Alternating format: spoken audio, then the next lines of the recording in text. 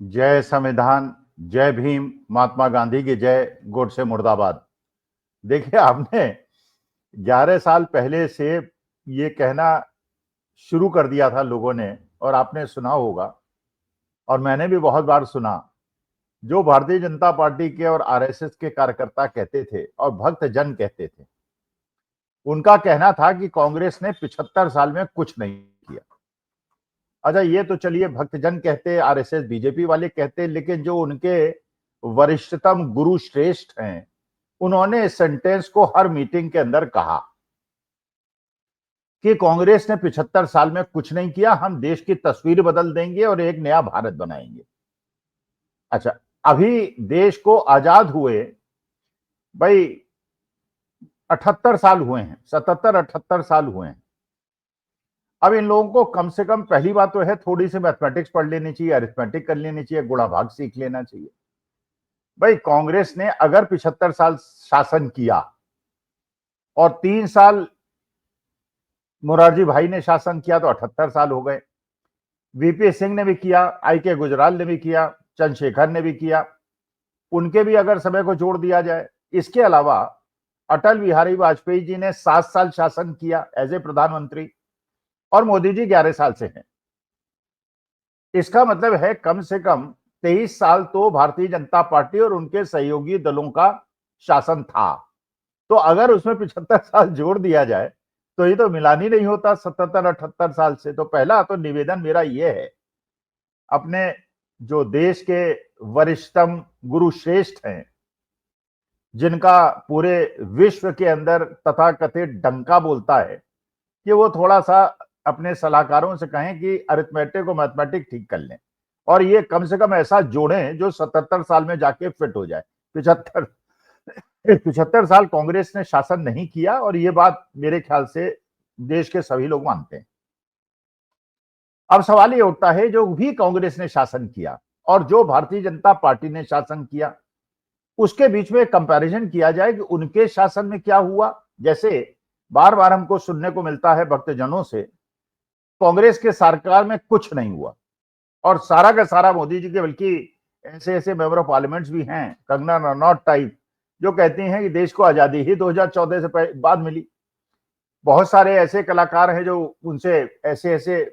कठिन प्रश्न पूछते हैं, आम चूस के खाते हैं, काट के खाते हैं, आपके चेहरे पे इतनी रौनक कैसे रहती है। और नेहरू जी से और राहुल गांधी से, आपने नेहरू जी के जमाने में सुना, जब वो फील्ड में लोगों से जाते थे, आमने सामने बात करते थे, डॉक्टर मनमोहन सिंह, इंदिरा जी मुखातिब होते थे, और प्रेस से भी। मोदी जी को तो आपने कभी प्रेस कॉन्फ्रेंस करते नहीं देखा, लेकिन चलिए, महान नेता हैं तो प्रेस कॉन्फ्रेंस वो क्यों करें, लोग उनकी मन की बात सुने।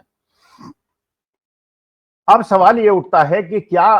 अगर आप मोदी जी के 11 साल के शासन की तुलना करें बाकी कांग्रेस के शासन से, जो करीब करीब 50 साल का शासन था, तो उससे अगर कंपैरिजन करें तो आप ये पाएंगे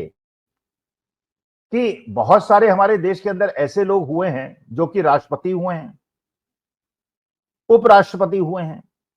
प्रधानमंत्री हुए हैं, मंत्री हुए हैं,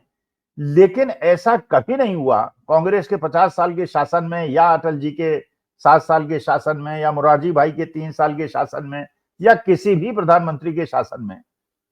कि जो व्यक्ति आपके देश का उपराष्ट्रपति रहा हो, जिसका पद प्रधानमंत्री से भी ऊपर हो, और जो राज्यसभा का सभापति हो, वो ये पत्र लिखे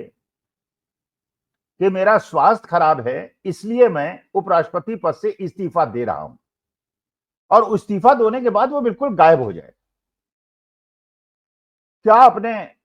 ये 11 साल छोड़ के उसके पहले कभी देखा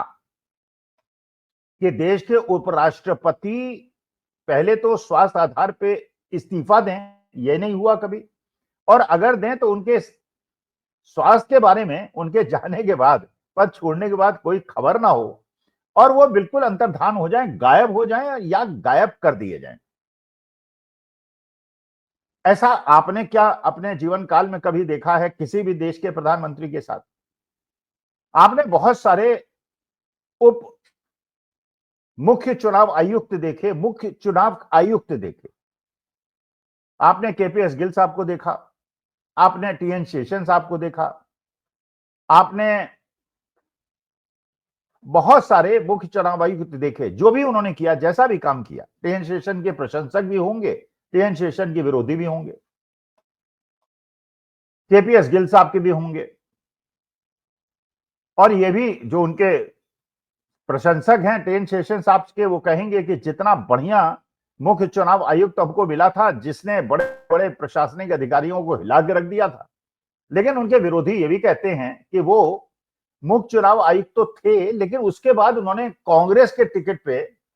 चुनाव लड़ा, तो इसका माने वो निष्पक्ष नहीं थे। लेकिन वो पब्लिक लाइफ से गायब नहीं हुए, ना उन्हें गायब कराया गया। और आप जानते हैं, अगर कोई भी आदमी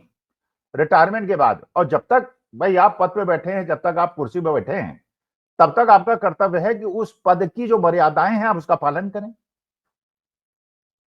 और जब वो पद आपने छोड़ दिया, उसके बाद आप उस पद पे है ही नहीं, तो आप उस मुकुट को और उस वेशभूषा को लेके क्यों बैठे हुए हैं? फिर तो उसके बाद आप एक स्वतंत्र नागरिक हैं, और आपकी उतनी औकात है जितनी एक सामान्य जन की है। भाई जैसे कहते हैं ना कि बल्ब फ्यूज हो गया, तो 500 वाट का बल्ब फ्यूज हुआ या 10 वाट का बल्ब फ्यूज हुआ, बल्ब तो फ्यूज हो गया, और उसके बाद फिर आप एक स्वतंत्र नागरिक है। लेकिन जब तक आप कुर्सी पर बैठे रहे,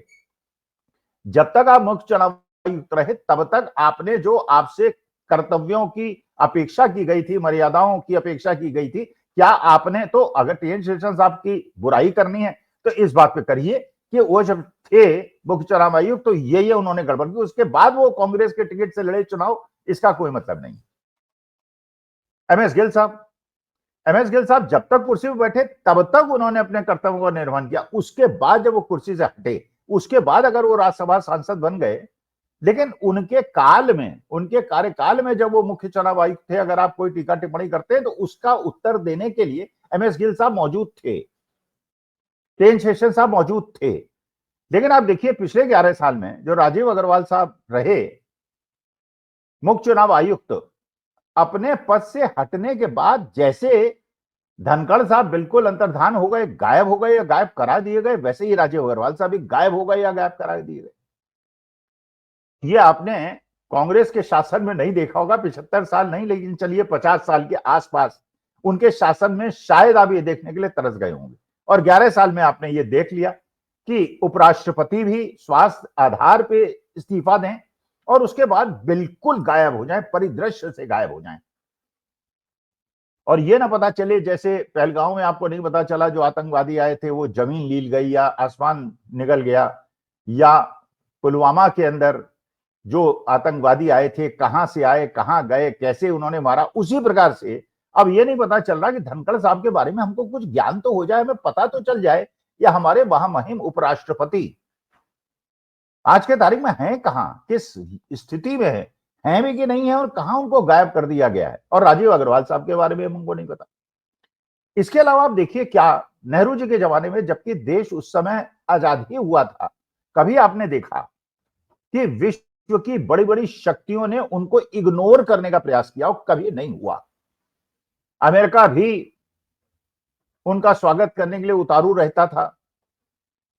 रूस भी रहता था और चीन भी रहता था, क्योंकि वो, ये बात अलग थी कि चीन से हमारे युद्ध में 1962 में हमारा अनुभव गलत रहा, लेकिन इसके बावजूद everybody knew that India can not be ignored.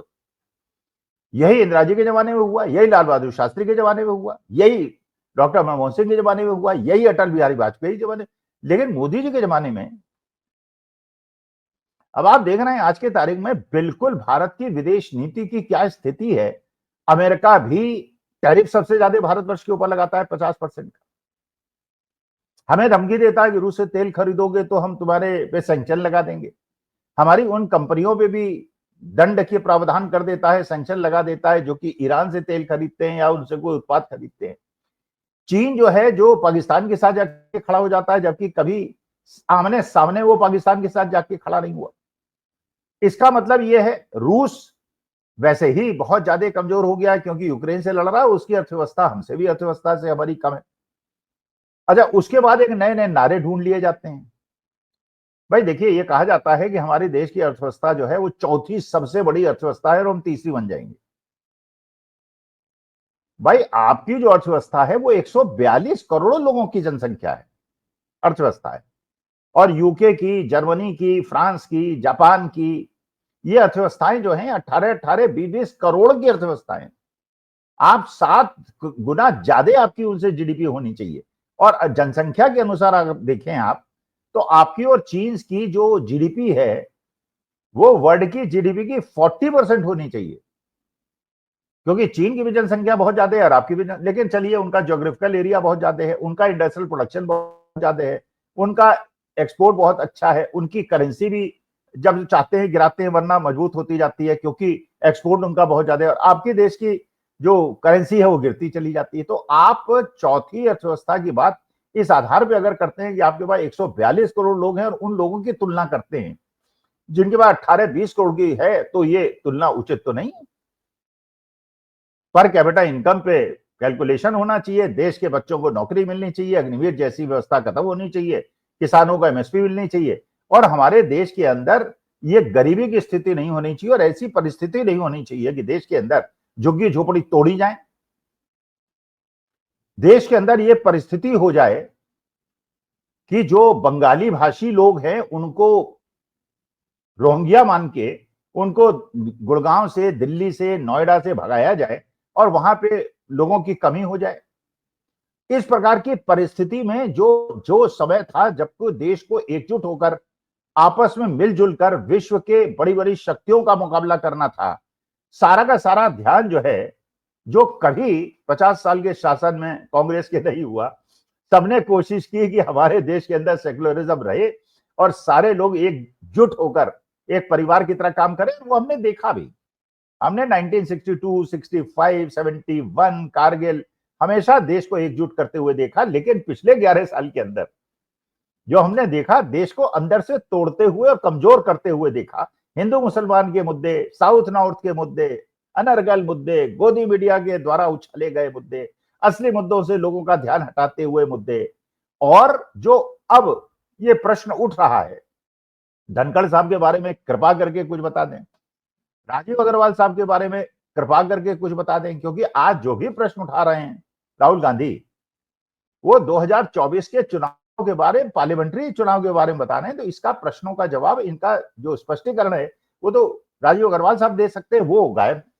क्यों गायब है? इसका माने ही is trying to conceal something, क्यों छुपाना चाह रहे हैं? ये केपीएस गिल ने तो नहीं किया, ये टीएन शेषन ने तो नहीं किया, और जो ज्ञानेश कुमार गुप्ता जी हैं, नए मुख्य चुनाव आयुक्त हैं, वो भी प्रेस के सामने नहीं आ रहे हैं, वो भी प्रेस कॉन्फ्रेंस नहीं कर रहे हैं। वो भी जब संसद के विपक्ष के नेता उनसे मिलने आते हैं तो उनको पुलिस से अरेस्ट करा के थाने भेज देते हैं, उनसे मिलने के लिए तैयार नहीं होते। और जो कोर्ट के अंदर आते हैं वो भी वकील आते हैं। तो चुनाव आयुक्त का लोगों के सामने ना आना, क्या ये उसी दिशा में इंगित करता है कि जैसे धनखड़ साहब गायब हो गए, गायब कराए गए, जैसे राजीव अग्रवाल साहब गायब हो गए, गायब कराए गए, इस स्थिति के बाद जब ज्ञानेश कुमार गुप्ता जी यहाँ पद से उतरेंगे, उसके बाद ठीक है, आप राज्यसभा के सांसद बने, जनता का सामना करें, लोगों के प्रश्नों का जवाब दें, आप बताएं कि अपने कार्यकाल में जो आपने किया था उसका स्पष्टीकरण दें, उसमें कोई पाप नहीं है। लेकिन जब तक आप अपनी कुर्सी में बैठे हैं, उस कुर्सी में बैठते समय, जैसे पंच परमेश्वर में आपने मुंशी प्रेमचंद की सुना, भाई जब कुर्सी में नहीं था वो आदमी, तो अमीर आदमी का दोस्त था, लेकिन जब वो पंच की कुर्सी में बैठ गया उसके बाद किसी का दोस्त नहीं था, फिर वो पंच था, वो एक जज था। उसी हिसाब से मुख्य चुनाव आयुक्त के पद पे जब आप बैठे हुए हैं, उस समय तक मर्यादाओं का और अपने कर्तव्यों का पालन करें, विपक्ष को भी उतना ही सम्मान दे जितना पक्ष को देते हैं। और रिटायरमेंट जब आप क्या करते हैं वो इशू नहीं है, लेकिन आपके कार्यकाल में जो आपने काम किए हैं उस पर अगर प्रश्न उठाता है तो उसके प्रश्नों का जवाब देना यह आपका कर्तव्य है। इसलिए मेरे को ऐसा लगता है कि जो भारतीय जनता पार्टी के भक्तजन और गुरु श्रेष्ठ देश के, जिनका डंका पूरे विश्व के अंदर बोल रहा है, लेकिन जहां भी जाते हैं उन्हें केवल भारतीय रिसीव करने आते हैं, कनाडा से पंगा है, आयरलैंड से पंगा है, अमेरिका से पंगा है, चीन से पंगा है, पाकिस्तान से पंगा है, अजरबैजान से पंगा है, ईरान से पंगा है, और उसके बाद भी ये नारे लगते हैं कि उनका डंका बोल रहा है। लेकिन चलिए, वो आपकी इच्छा है, आपका विवेक है, आप स्वतंत्र हैं अपने निर्णय को लेने के लिए और अपनी व्याख्या करने के लिए। लेकिन मुझे ऐसा लगता है, जो ये कहा जाता है कि कांग्रेस ने 75 साल में कुछ नहीं किया, 75 साल वो शासन ही में नहीं रहे, और थोड़ी सी अरिथमेटिक और मैथमेटिक्स की कैलकुलेशन करना भक्तजनों को सीख लेना चाहिए। नमस्कार। धन्यवाद और प्रणाम।